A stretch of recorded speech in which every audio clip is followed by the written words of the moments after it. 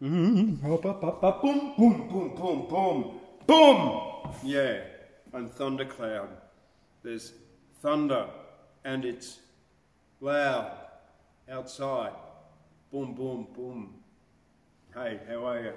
It's Chillin Tuesday on the 19th of December, 2023, and here I am again in the Australian Poetry Hall of Fame. You know who I am. Yeah, Thundercloud, I already said that, but Mum calls me James, washing away the garbage. Leaving rainbows after rains. Let's have some fun linguistic games with more Henry Lawson in his younger years. Yeah, from the end of the year 1892. I'm going to skip over a few of the 1892 stuff because I've got so much Henry Lawson to go through. And I'm going to, because there's a really long poem he's done about Banjo Patterson, a bit of a dissing of the bold banjo, and there's a few other things about press and the press in those days.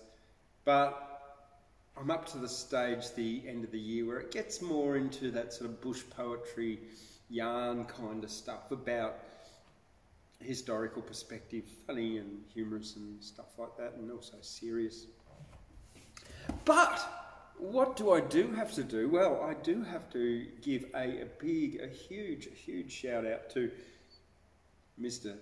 Jeff Doyle, the Professor Jeff Doyle, who has yet again come through and kindly donated more of his poetry collection as he unpacks in Armidale after his move all the way from Canberra, one cold place to another. But mind you, yeah, what have we got here? We've got colonial poets, Leonie Kramer and A.D. Hope writing about Henry Kendall. A.D. Hope writing about Henry Kendall. Now that should be interesting. We got a few Fazewickis here. Fazewicki Isaac Babel's Fiddle, and there was another Fazewicki in there as well that I did see earlier. Grace Perry here, Journal of a Surgeon's Wife. She was an amazing poet in her own right, as well as a doctor, a GP. She did upset a few male poets, so she branched out and started her own publishing company, Seahorse Publishing.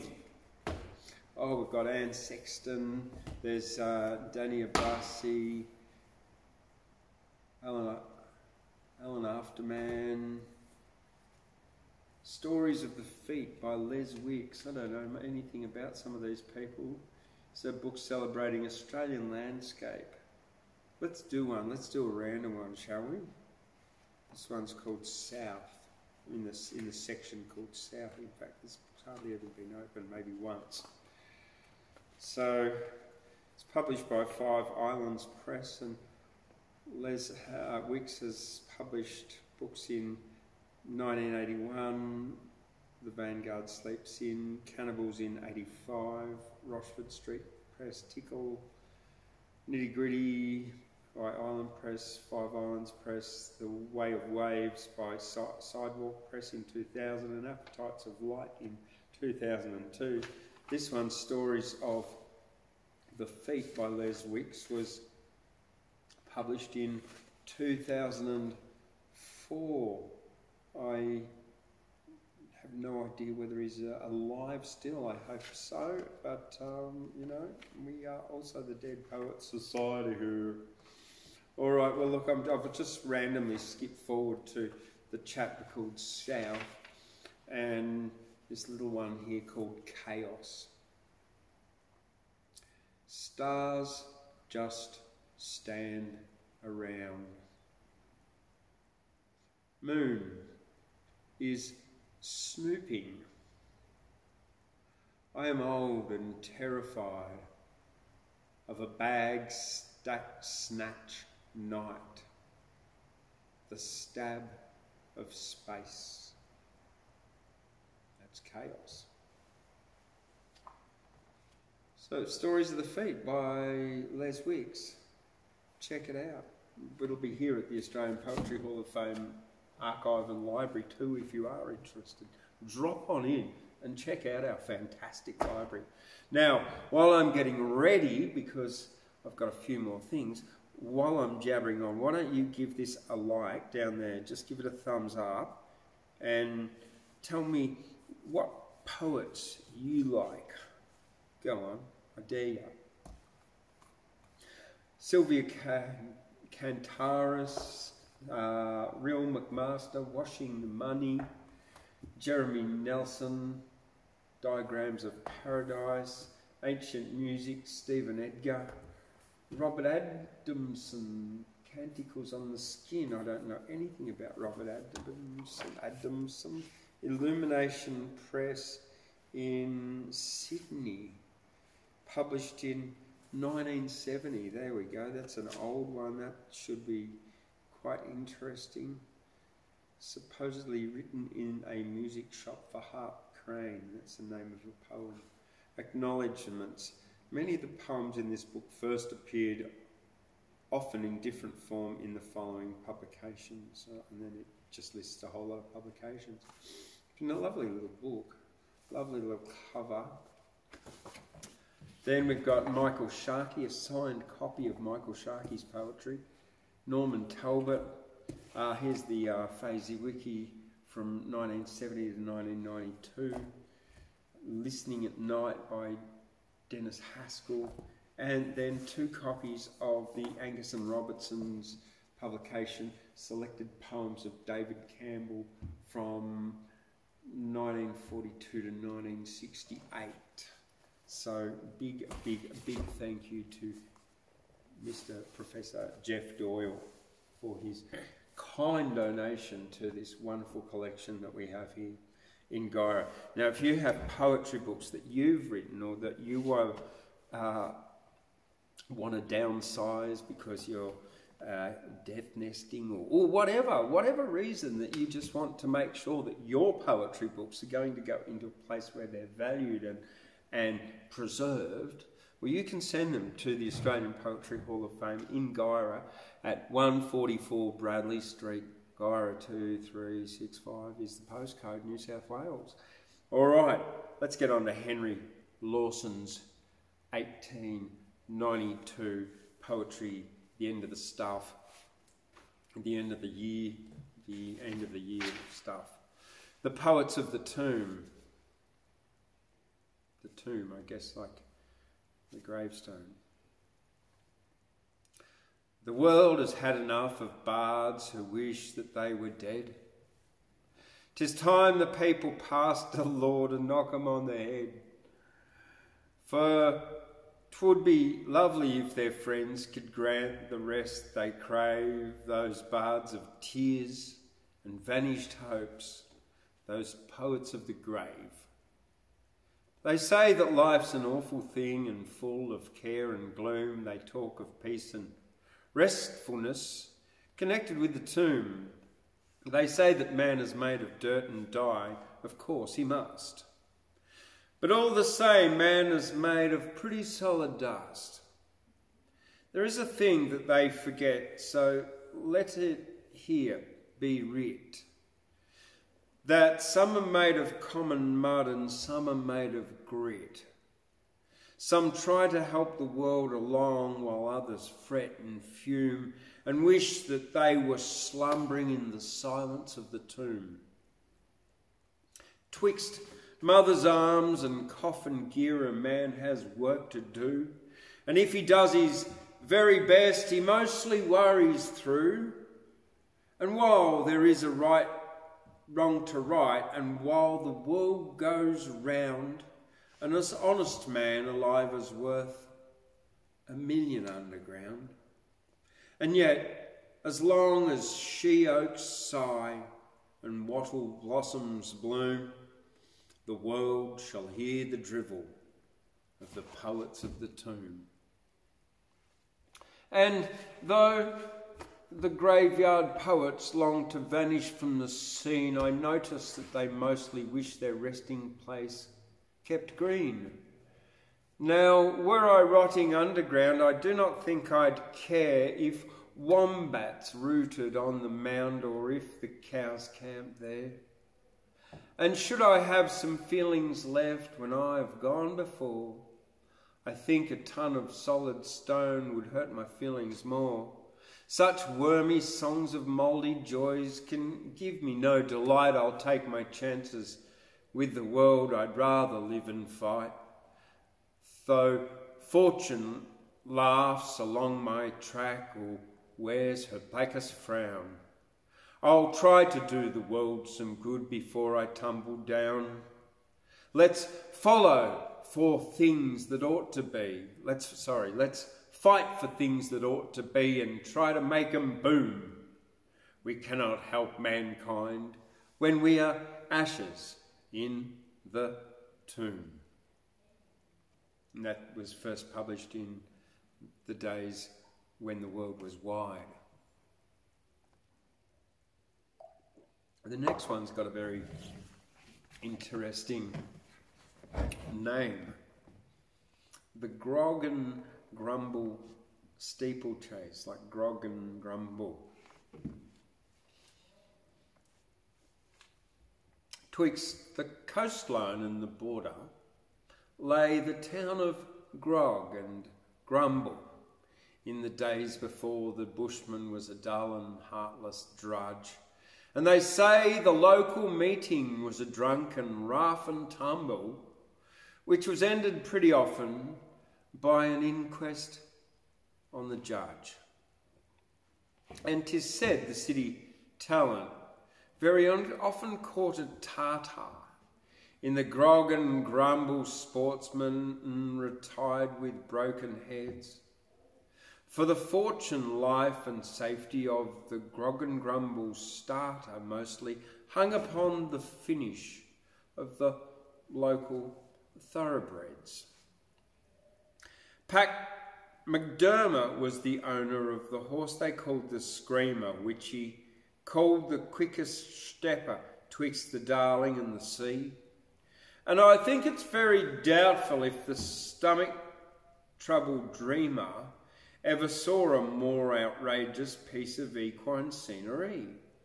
For his points were most decided from his end to his beginning. He had eyes of different colour, and his legs, they wasn't mates. Pat McDermott said he always came with Widden of Flippin and Winnin, and his sire had come from England and his dame was from the States. Friends would argue with McDermott, and they said he was in error to put his horse the Screamer, for he'd lose in any case.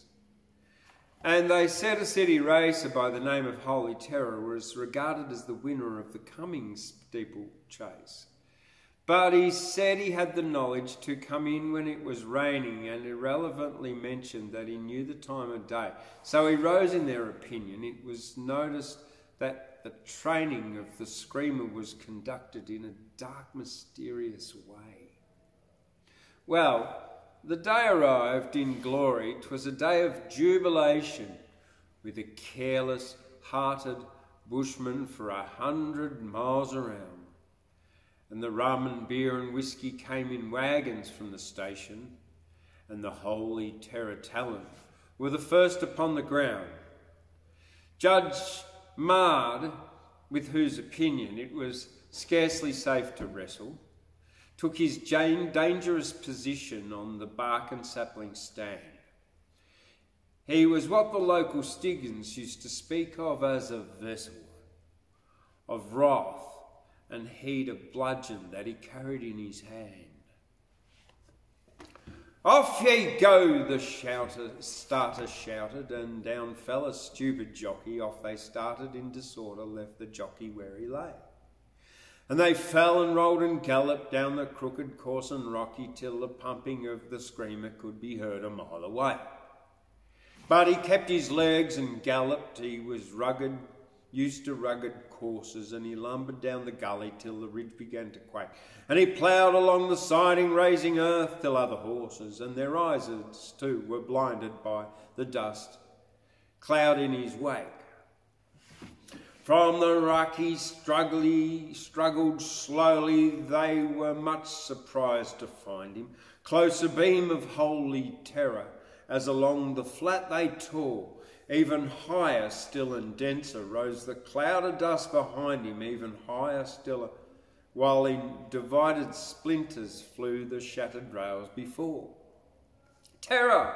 Dead eat!" they were shouting, terror, but the screamer hung out, nose to nose with holy terror, as across the creek they swung. And Maderma shouted loudly, "Put your tongue out, put your tongue out," and the screamer put his tongue out, and by half a tongue he won.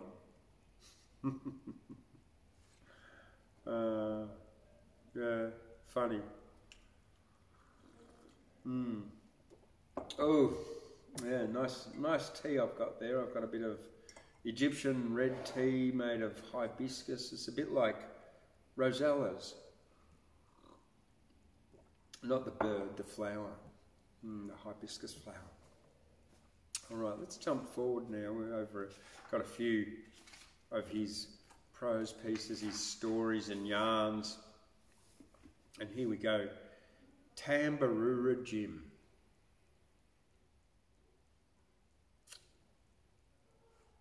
He never drew a sword to fight a dozen foes alone, nor gave a life to save a life no better than his own, and lived because he'd been born a hero of my song, and fought the battle with his fist whene'er he fought a wrong.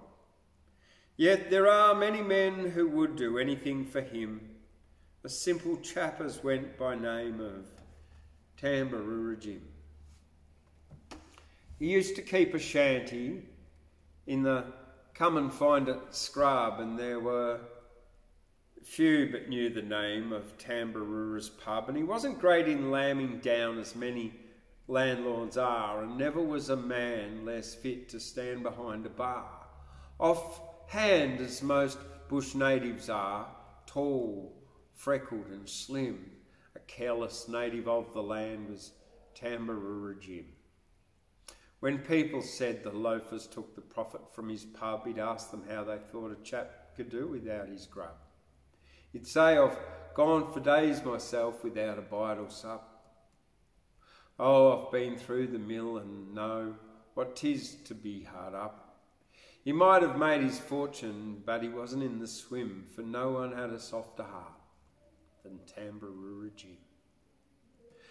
One dismal day I tramped across and came and the Come and Find It flats with Ballarat Adolphus and a mate of Ballarat's. 'Twas night and raining fast and all our things were damp. We'd no tobacco and our legs were aching with the cramp. We couldn't raise a cent and so our lamp was hope was dim, and thus we struck the shanty kept by Tambaroora Jim. We dropped our swags beneath a tree and squatted in despair, but Jim came out to watch the rain and saw us sitting there. He came and muttered, "I suppose you haven't half a crown, but come and get some tucker and a drink to wash it down." And so we took our blueies up and went along with him. And then we knew why bushmen swore by Tambaroora Jim. We sat beside his kitchen fire and nursed our tired knees and blessed him when we heard the rain go rushing through the trees. He made us stay, although he knew we couldn't raise a bob, and tuckered us until we made some money on the job. And many times since we've filled our glasses to the brim and drunk in many pubs the health of Tambaroora Jim. A man need never want a meal while Jim had junk to carve, for Tambaroora always said a fellow couldn't starve. And this went on until he got a bailiff in his pub through helping chaps, as he couldn't raise the money for their grub. And so one rainy evening, as the distant range grew dim, he humped his bluey from the flats, did Tambaroora Jim. I miss the fun in Jim's old bar, the laughter and the noise, the jolly hours I used to spend on pay nights with the boys. But that's all past, and vain regrets are useless, I'll allow. They say the come and find it flats are all deserted now. Poor Tambaroора's dead, perhaps, but that's all right with him. St. Peter cottons on to chaps like Tambaroora Jim. I trust that he and I may meet where starry fields are grand, and the liquor up together in the pubs in spirit land. But if you chance to drop on Jim while in the west, my lad, you won't forget to tell him that I want to see him bad. I want to shake his hand again. I want to shout for him. I want to have a glass or two with Tambaroora Jim. That was first published in the Rising of the Court. All right, this one's called, Mary called him Mr. from Verses Popular and Humorous.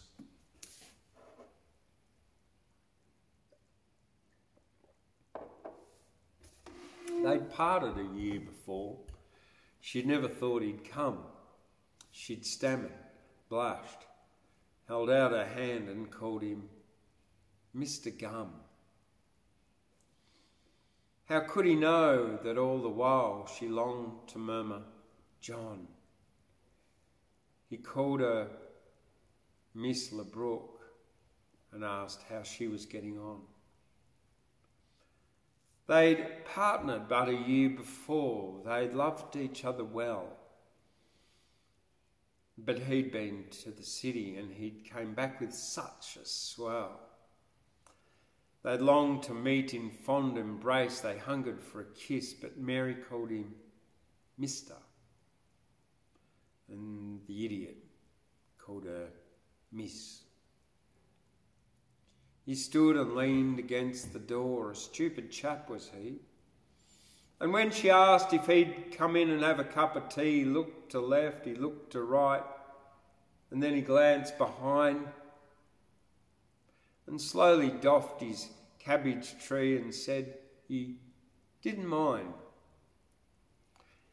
She made a shy apology because the meat was tough, and then she asked him if he was sure his tea was sweet enough. He stirred the tea and sipped it twice and answered, plenty quite, and cut the smallest piece of beef and said that it was right.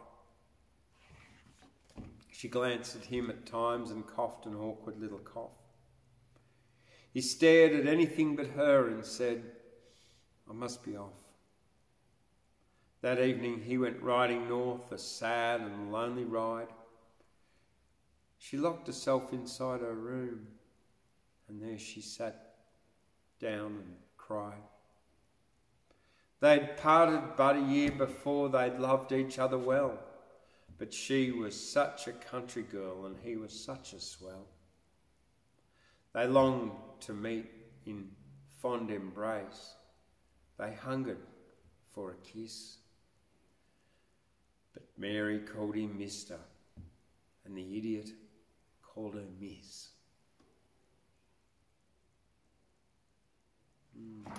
Sad. Unrequited love. Jack Dunn of Nevertire.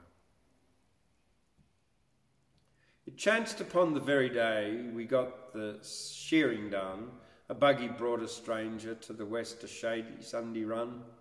He had a round and jolly face, he was sleek and stout. He drove right up between the huts and called the super out.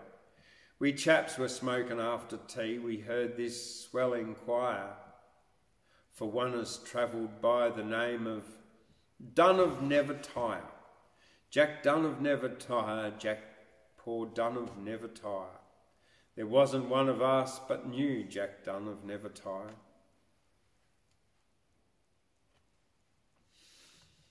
Jack Dunn of Nevertire, he said, I was a mate of his. And now it's 20 years since I set upon his fizz. There's no whiter man than Jack, no straighter south the line. There is no hand in all the land I'd sooner grip in mine. To help a mate in trouble, Jack would go through flood and fire. Great Scott, and you don't know the name of Dunn of Nevertire? Big Dunn of Nevertire, Long Jack from Nevertire. He struck me through thick and thin, Jack Dunn of Nevertire. I did a wild and foolish thing while Jack and I were mates, and I disgraced my governor's name and wished to try the States. My lamps were turned to Yankee land, and for I'd some people there, and I was right when someone sent the money for my fare. I thought 'twas Dad until I took the trouble to inquire, and found that he who sent the stuff was Dunn of Nevertire. Jack Dunn of Nevertire, soft Dunn of Nevertire. He'd won some money on a race, Jack Dunn of Nevertire. Now I've returned by Liverpool, a swell of Yankee land, to reckon, guess and calculate and wake my native land. There is no better land, I swear, in all the wide world round. I smelt the bush a month before we touched King George's Sound, and now I've come to settle down. The top of my desire is just to meet a mate of mine called Dunn of Nevertire. Was raised in Nevertire, the town of Nevertire. He humped his bluey by the name of Dunn of Nevertire. I've heard he's poor, and if he is, a proud old fool is he, but spite of that I'll find a way to fix the old gum tree. I've bought a station in the north, the best that could be had. I want a man to pick the stock, I want a super bad. I want no bully brute to boss, no crawling, sneaking liar. My station super's name shall be Jack Dunn of Nevertire. Straight Dunn of Nevertire, old Dunn of Nevertire. I guess he's known up Queensland way, Jack Dunn of Nevertire. The super said, while to his face a strange expression came, I think we've seen the man you want, I think I know the name. He had a jolly kind of face, a free and careless way, grey eyes that always seemed to smile, and hair just turning grey. Clean shaved except a light moustache, long limbed and tough as wire. That's him, that's Dunn, the stranger roared. Jack Dunn of Nevertire. John Dunn of Nevertire, Jack D of Nevertire. They said I'd find him here, the cuss, Jack Dunn of Nevertire. I'd know his walk, the stranger cried, though sobered I'll allow. I doubt it much the boss required, he don't walk that way now. Perhaps he don't, the stranger said, for years were hard on Jack, but if he were a mile away I'd know his back, swear I'd know his back. I doubt it much, the super said, and sadly puffed his briar. I guess he wears a pair of wings, Jack Dunn of Nevertire. Jack Dunn of Nevertire, brave Dunn of Nevertire. He caught a fever nursing me, Jack Dunn of Nevertire. We took the stranger round to see where the gum tree stood alone, and in the grass beside the trunk he saw a granite stone. The names of Dunn and Nevertire were plainly written there. I guess he has a wider run, the man that I require. He's got a river frontage now, Jack Dunn of Nevertire. Straight Dunn of Nevertire, white Jack from Nevertire. I guess St. Peter knew the name of Dunn of Nevertire. Well, that was first published in When the Days when the world was round. Oh, the next one's called There's a Bunk in the Humpy. So Humpy was sort of like a shack or a cabin. And a bunk or a bed.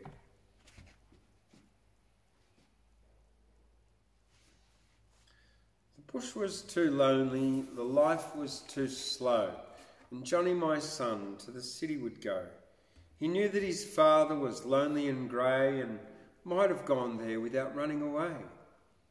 There's a bunk in the Humpy, a glass on the shelf, which have never been used since he used them himself. And that bunk in the Humpy will stand till he comes to his father's old hut in the depths of the gums. 'Tis true that my temper was soured long ago, but old men have sorrows that sons do not know. I jawed him one day when my temper was stirred, and he left his old father with never a word. Did he think it was kind? Did he think it was right to the lonely old man in the Humpy that night, who sat with the sound of the rain in his ears and thought till his eyes ran a banker with tears? There's a bunk in the Humpy, a glass on the shelf, which have never been used since he used them himself. And that bunk on the Humpy will stand till he comes to his father's old hut in the depths of the gums. His mattress and pillow and bluey there, he'll never sleep sounder on feathers, I'll swear, or eat better stews than I warmed by the blaze neath the chimney, old chimney gutter on cold rainy days. There's a bunk in the Humpy, a glass on the shelf, which never have been used since he used them himself, and that bunk in the Humpy will stand till he comes to his father's old hut in the depths of the gums.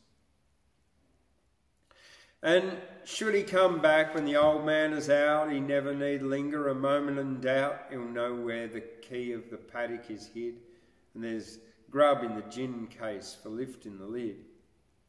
There's a bunk in the Humpy, a glass on the shelf, which have never been used since he used them himself, and that bunk on the Humpy will stand till he comes to his father's old hut in the depths of the gums.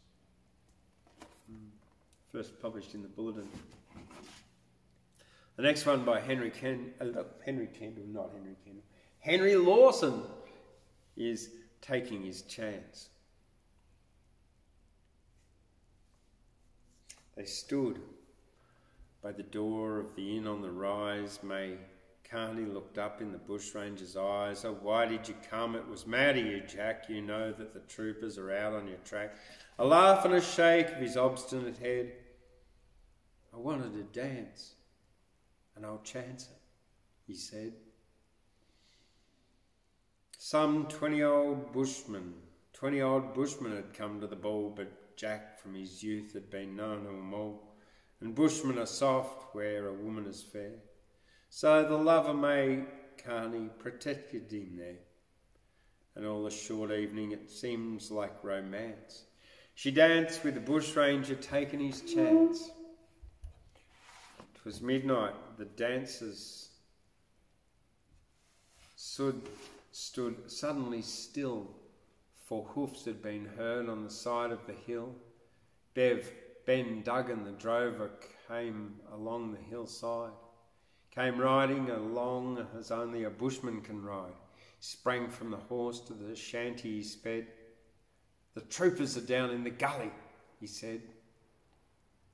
Quite close to the homestead the troopers were seen. Clear out and ride hard for the rangers, Jack Dean. Be quick, said May Carney, her hand on her heart. We'll bluff them a while and 'twill give you a start. He lingered a moment to kiss her, of course, then he ran to the trees where he'd hobbled his horse.